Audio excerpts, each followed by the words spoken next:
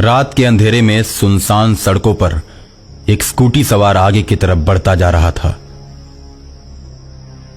कुछ ही दूरी पर रोड में किसी ने बड़ी बड़ी कील लगा रखी थी। उसकी स्कूटी पंचर हो जाती है और वो परेशान हो जाता है।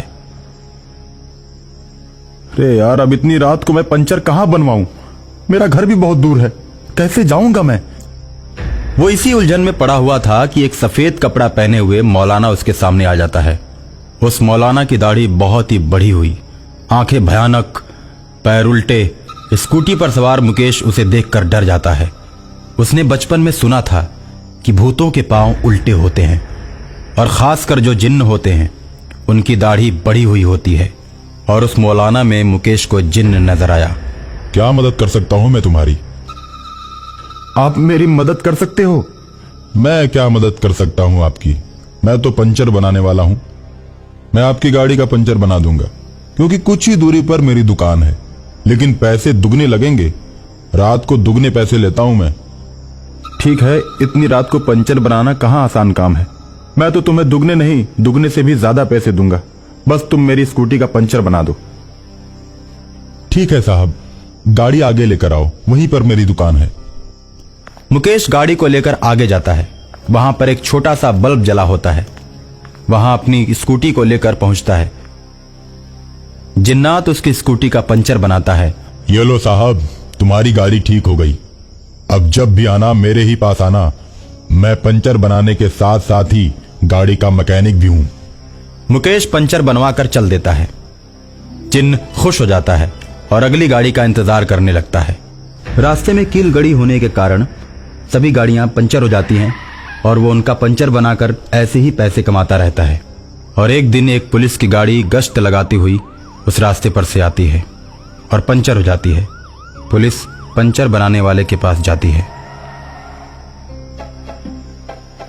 यार, कल ही मैंने नया ट्यूब लगवाया था, वो भी अच्छी कंपनी का। इतनी जल्दी पंचर कैसे हो गया? सोचने वाली बात है। साहब, रोड पर नुकीले नुकीले पत्थर हैं, अक्सर टायरों में घुस जाते हैं और गाड़ी पंचर हो जाती है। तब तो तेरी दुकान खूब चलती होगी। हाँ हाँ साहब, चलती तो है। पंचर बनाने वाला गाड़ी का पंचर बना तो देता है, लेकिन उसकी हवा भरने वाली मशीन खराब हो जाती है। हवा भरने वाली मशीन खराब होते ही पुलिस वाले कहते हैं, अब इसमें हवा कैसे भर पाओगे और हम लोग फिर कैसे जाएंगे? जिन्न अपना मुंह टायर के पास ले जाता है और मुंह से ही हवा भर देता है, जिसे देखकर पुलिस वाले आश्चर्य में पड़ जाते हैं। पहली बार मैंने ऐसा कारीगर देखा जो मुंह से फूंक कर गाड़ी में हवा भर दे।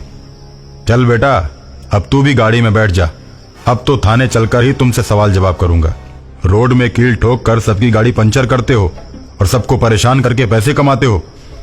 मेरे पास ऐसी शिकायतें 3-4 लोगों ने कर रखी हैं और यही देखने के लिए मैं इधर गश्त के लिए आया था और आखिर में तुम पकड़े ही गए। उसके बाद पुलिस उस पंचर वाले को बैठाकर थाने की तरफ ले जाती है, लेकिन बीच रास्ते में चलती गाड़ी से पंचर वाला कूद पड़ता है और भागने लगता है।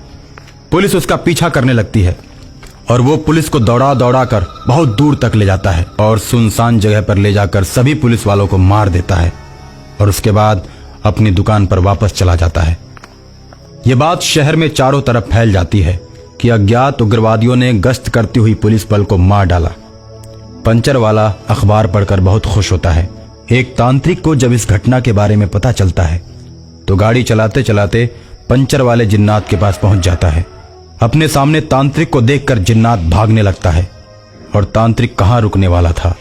उसने बोतल का ढक्कन खोला और मंत्र पढ़कर जिन्नात की आत्मा को बोतल के अंदर कैद कर दिया। उसके बाद बोतल लेकर एसपी के पास पहुंच जाता है और कहता है, पुलिस बल को मारने के पीछे उग्रवादियों का हाथ नहीं, इसी पंचर बनाने वाले जिन्नात का हाथ है। इस अपराधी को मैंने बोतल में बंद कर दिया है। आप तो इस बात को नहीं मानते कि भूत प्रेत होते हैं। अगर आप कहें तो मैं अभी आपको दिखा देता हूँ। दिखाओ। सही बात हुई तो तुम्हें पुरस्कृत किया जाएगा और अगर गलत बोलकर भ्रम फैलाया तो दंडित भी किया जाएगा। एसपी की बात सुनते ही तांत्रिक बोतल का ढक्कन खोल देता है। बोतल से धुआं निकलता है। जिन्नात प्रकट हो जाता है। बोतल के भूत को देखकर एसपी हक्का बक्का रह जाता है। एसपी को दिखाने के बाद तांत्रिक पुनः जिन्नात को बोतल के अंदर बंद कर देता है। एसपी तांत्रिक को पुरस्कार देकर विदा कर देता है और इस तरह पंचर बनाने वाला जिन सदा सदा के लिए मुक्त हो जाता है।